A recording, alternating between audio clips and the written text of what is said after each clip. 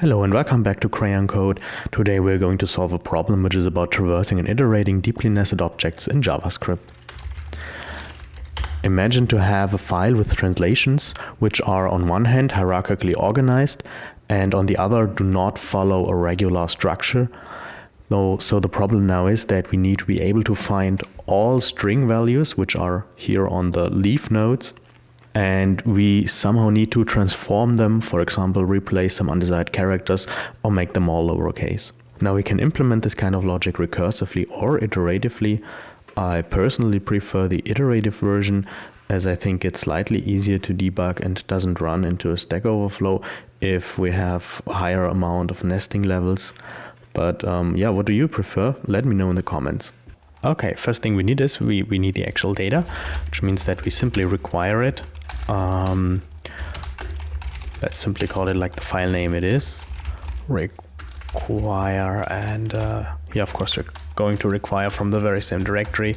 Don't mind me using a JavaScript file. Usually we just use a JSON file, but just for reasons of simplicity, I just stick with the JS file.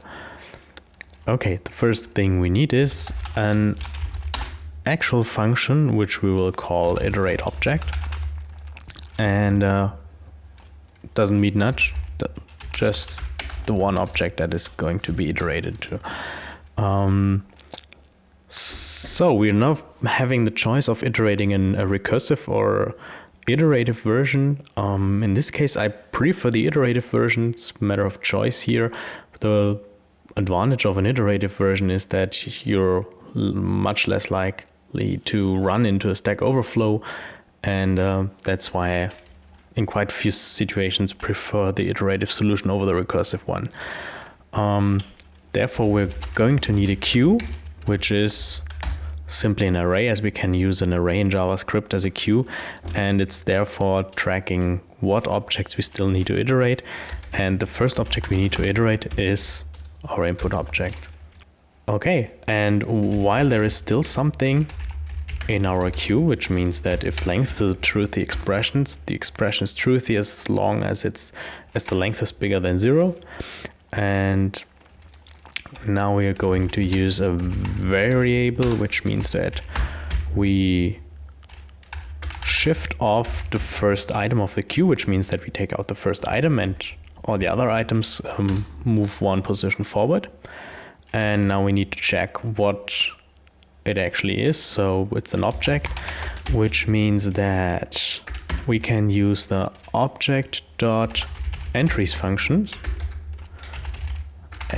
which allows us to iterate over all key value pairs being present in a given object. So we just so let me quickly do some reformatting, and we are of course going to iterate over the entries given in that object. And we're going to use the array destructuring because entry yields an array of child arrays, and each child array is has the first position the key and the second position is the value, which means that when we destructure this array, we first get the key and then the value. I'm going to use an arrow function here, and now we actually need to check, because what happens now is completely depending on the value. If the type of the value equals string, it's actually quite simple. We're going to do this later. And in the other case, we just have to take a look. No, let's do it different.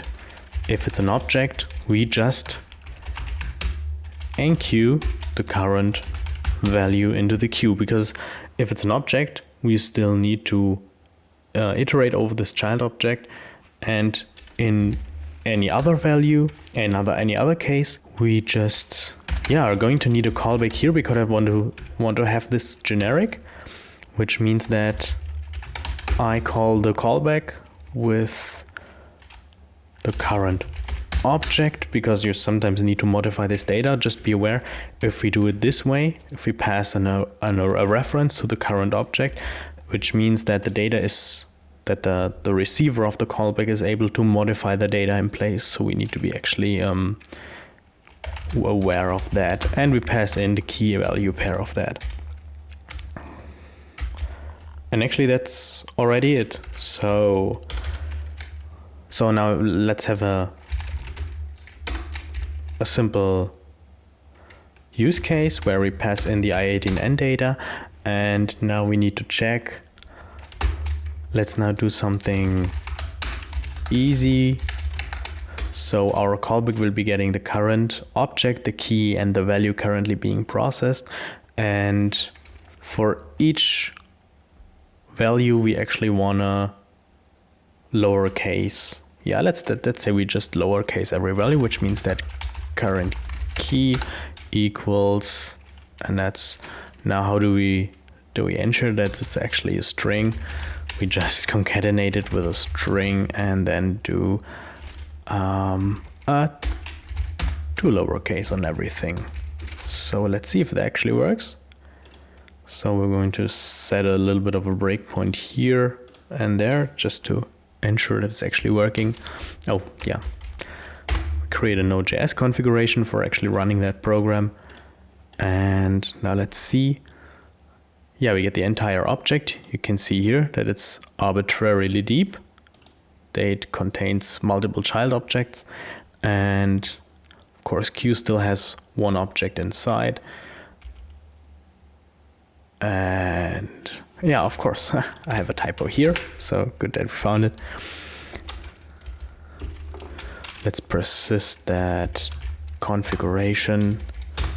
So we want to have it here. Our program is iterate object.js. Perfect. Okay, I'm gonna close this for better visibility. And now let's see if it actually works. Perfect. And we get a string value, which means that we already enter the callback. And you can see that the current key is yes, and the value is yes with an uppercase Y. And as soon as we enter the callback, we modify our yes key to a lowercase key. And just be aware, we now modified the data in place. So this is a drawback of this version, but we can also, of course, start making copies. And now let's see. This is the boring case. Now the interesting case where we actually are going to enter a subcase because we encountered an object here, which is a child object, and therefore we push it into the queue for later processing. So which means as soon as we're done with the parent object, we enter any of the child object. And now, for reasons of simplicity, let's just output the modified data, which means here we have it, and since we modified it in place, and of course we want it pretty printed, so that's why the null and 2 spaces indentation is there. So if we rerun all that, we should be able here to see that now every child value is lowercase. And that's already it. Thanks for watching. If you enjoyed this video, please hit the like button. If you don't want to miss any of my upcoming videos, subscribe to my channel. If you have suggestions for future topics, just post them in the comments below.